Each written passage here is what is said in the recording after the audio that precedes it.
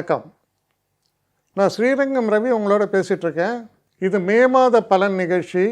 இப்போ இந்த மாதத்தை பொறுத்த வரைக்கும் வித்தியாசமான ஒரு சமாச்சாரம் என்னென்னா, 14ஆம் தேதி வரை பெரிய மாற்றங்கள் இல்லை. 12ஆம் தேதி அன்றைக்கி செவ்வாய் மட்டும் மீன ராசியிலிருந்து மேஷ ராசிக்குள்ளே வரார். இந்த 15ஆம் தேதி நிறையா கிரகங்கள் மாற்றம் பெறுகின்றன. அப்போது பலன்கள் 15 வரை ஒரு பலன்கள், 15க்கு மேல் இன்னொரு பலன். 15ஆம் தேதி சூரியன் ரிஷபத்துக்குள்ளே வரார். அதே நாளில் சுக்கிரன் மிதுன ராசிக்குள்ளே போகிறார். அதே நாளில் புதன் ரிஷபராசிக்குள்ளே போகிறார். அதாவது புதனை பொறுத்தவரையில் மேஷத்துலேருந்து ரிஷபம், சுக்கிரனை பொறுத்தவரையில் ரிஷபத்திலிருந்து மிதுனம். அப்போது நீங்கள் பார்த்தீங்கன்னா சூரியன், சுக்கிரன், புதன், செவ்வாய் 4 பேரும் ஏறத்தாழ ஒரு 2-3 நாள் வித்தியாசத்தில் மாறிக்கிட்டே இருக்காங்க. அப்போ அதுதான் சொல்கிறேன், 15 தேதி வரை இருக்கக்கூடிய பலன்கள் அப்படியே மாறுறது 15ஆம் தேதியிலேருந்து 30ஆம் தேதி வரைக்கும் போகக்கூடிய நாளில்.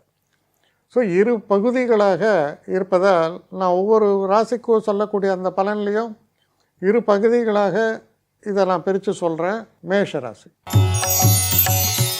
மேஷராசி நேயர்களை பொறுத்த வரைக்கும் உங்கள் ராசிநாதனான செவ்வாய் 12ஆம் வீட்டில் இருக்கார்.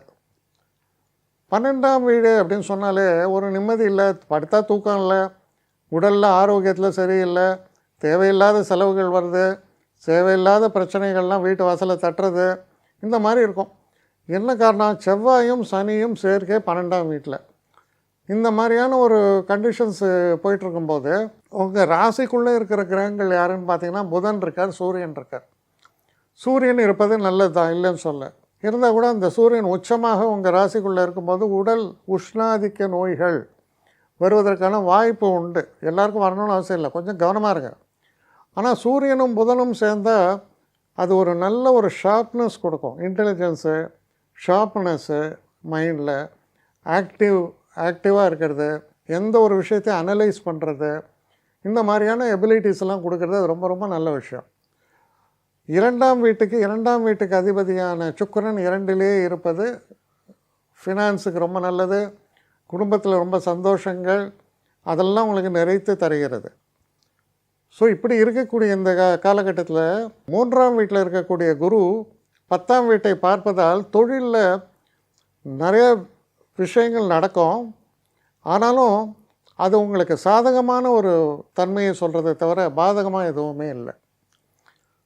அப்போ இது போலப்போ இருக்குது உங்களுடைய ஒரு கால நேரம். கிட்டத்தட்ட ஒரு 12ஆம் தேதி வரைக்கும்.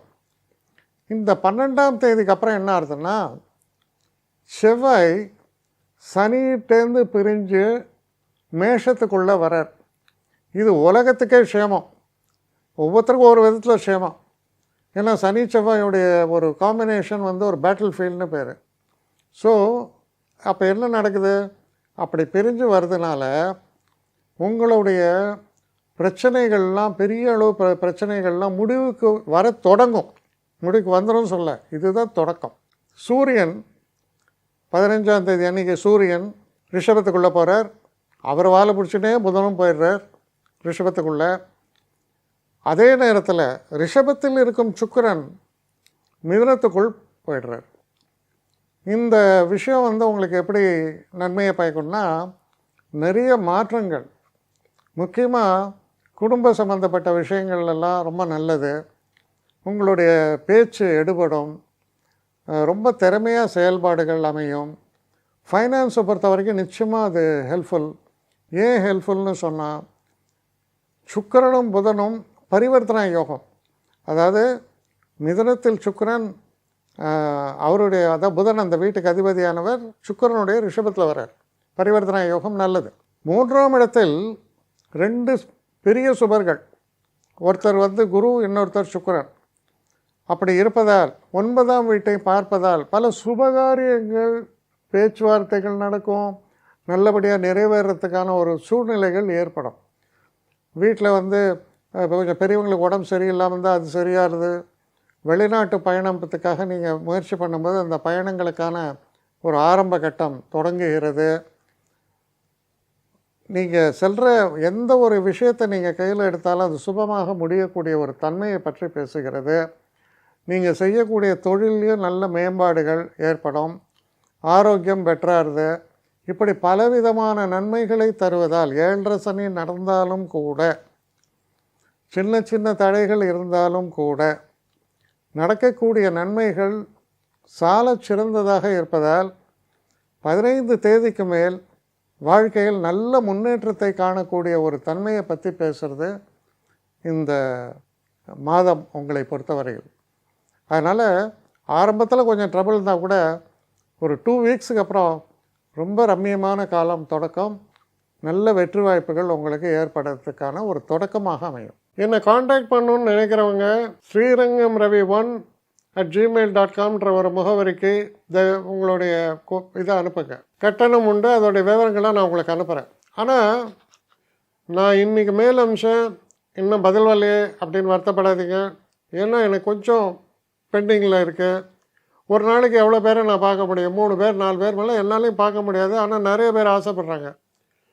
ஆனால் கண்டிப்பாக நான் எல்லாருக்கும் ரிப்ளை பண்ணுவேன். சில நேரங்களில் 3 to 4 வீக்ஸ் ஆகும் என்னுடைய ரிப்ளை வரத்துக்கு. ஆனால் வரும். ஏன்னா நான் எல்லோரும் ஒரே நேரத்தில் ஒரு நாளைக்கு 10 பேர் பார்க்கணுன்னா முடியாது. ஸோ அதை கன்சிடர் பண்ணுங்கள். நான் நிச்சயமாக ரெஸ்பாண்ட் பண்ணுவேன். இதில் இந்த கல்யாண பொருத்தங்கள் போன்ற விஷயங்களை ஓரளவுக்கு அவசரமாக பார்க்கணுன்னு நினச்சா அதுக்கு ஓரளவுக்கு ப்ரையாரிட்டியும் தரேன். அதனால் கொஞ்சம் பொறுமை காக்க வேண்டும். கொஞ்சம் டிலே ஆகிறதுக்காக என்னை மன்னிக்கணும். ஆனால் ஐ மீன் ஹெல்ப்லெஸ் சுச்சுவேஷன். அதனால தான் நிச்சயமாக ஐ வில் ரிப்ளை யூ.